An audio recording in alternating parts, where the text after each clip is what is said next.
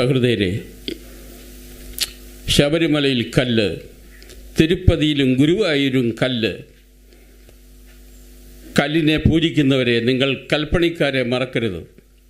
മനുഷ്യൻ മതങ്ങളെ സൃഷ്ടിച്ചു, മതങ്ങൾ ദൈവങ്ങളെ സൃഷ്ടിച്ചു എന്നെല്ലാം നമ്മെ പാടിക്കേപ്പിച്ച വയലാറിൻ്റെ തൂലികയിൽ നിന്ന് വന്ന ഒരു അനശ്വര ഗാനമാണ് ഈരേഴ് 14 ലോകങ്ങൾക്ക് വന്നത്. ഇതിന് സംഗീത സംവിധാനം ചെയ്തിട്ടുള്ളത് മഹാനായ ബാബുരാജാണ്.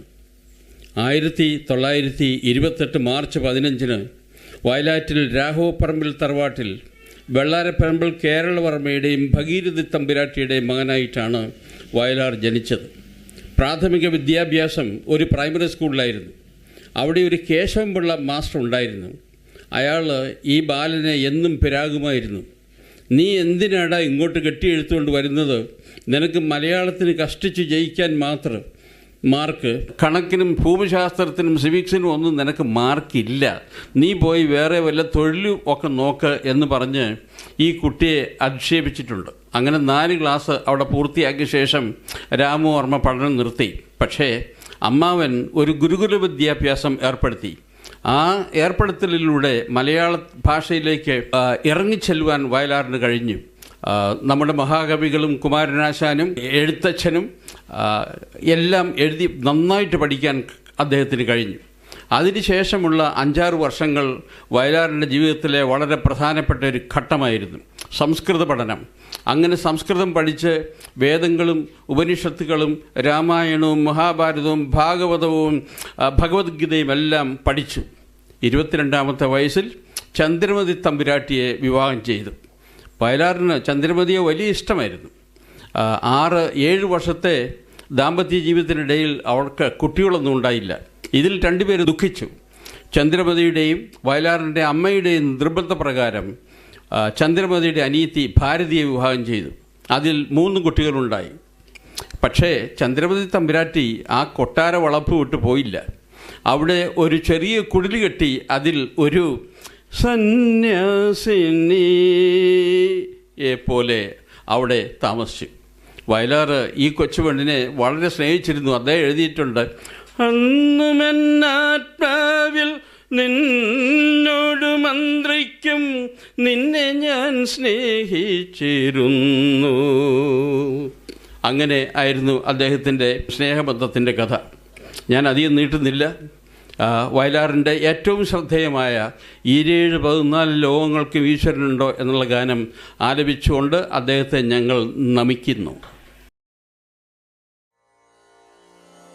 ഈരേഴ് 14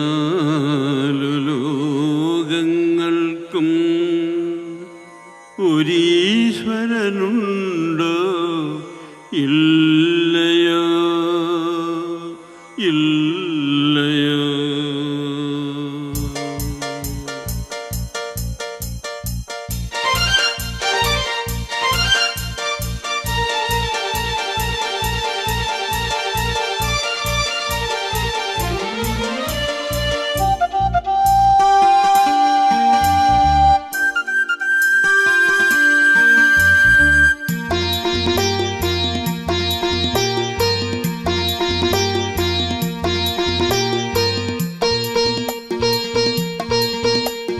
ഈരേഴ് 14 ലോകങ്ങൾക്കും ഒരീശ്വരനുണ്ടോ? ഇല്ലയോ ഇല്ലയോ. ഈരേഴ് 14 ലോകങ്ങൾക്കും ഒരീശ്വരനുണ്ടോ?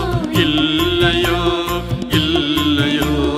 ഉണ്ടായിരിക്കാം ഇല്ലായിരിക്കാം, കണ്ടിട്ടുള്ളവരില്ലല്ലോ കണ്ടിട്ടുള്ളവരില്ലല്ലോ. ഈരേഴ് 14 ലോകങ്ങൾക്കും ഈശ്വരനുണ്ടോ? ഇല്ലയോ ഇല്ലയോ.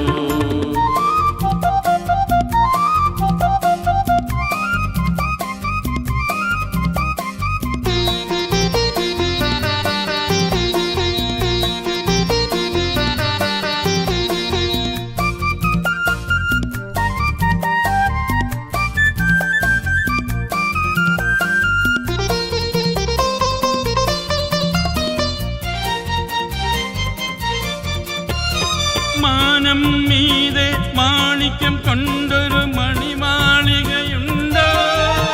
അതിൽ മണ്ണിലെ മനുഷ്യന്റെ ജാതകം നോക്കുന്ന മാലകമാരുണ്ടോ? മാനം മീതെ മാണിക്യം കൊണ്ടൊരു മണിമാളികയുണ്ടോ?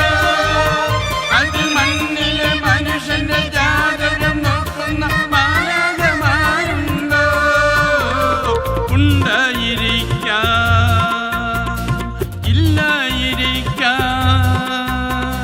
കണ്ടിട്ടുള്ളവരില്ലല്ലോ.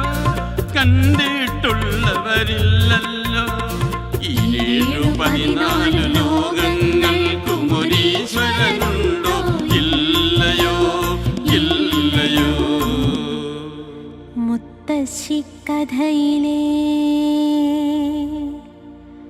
മരതകദ്വീപിൽ ചിത്രപതംഗങ്ങൾ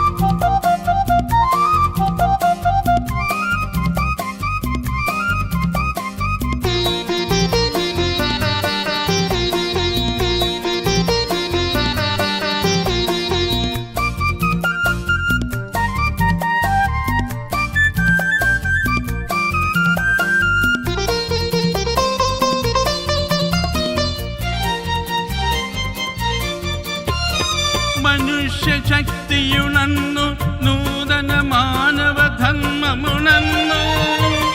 പുതിയൊരു ദൈവമുയർത്തെഴുന്നേറ്റു, യുഗങ്ങളെതിരേറ്റു. മനുഷ്യശക്തിയുണർന്നു, നൂതന മാനവധർമ്മമുണർന്നു. പുതിയൊരു ദൈവമുയർത്തെഴുന്നേറ്റു, യുഗങ്ങളെതിരേറ്റു. കാൽവരിയിൽ, ദ്വാരകയിൽ, കപിലവസ്തുവിൽ, മെക്കയിലാഹ പുതിയൊരു ഉലകം തളിരിട്ടു.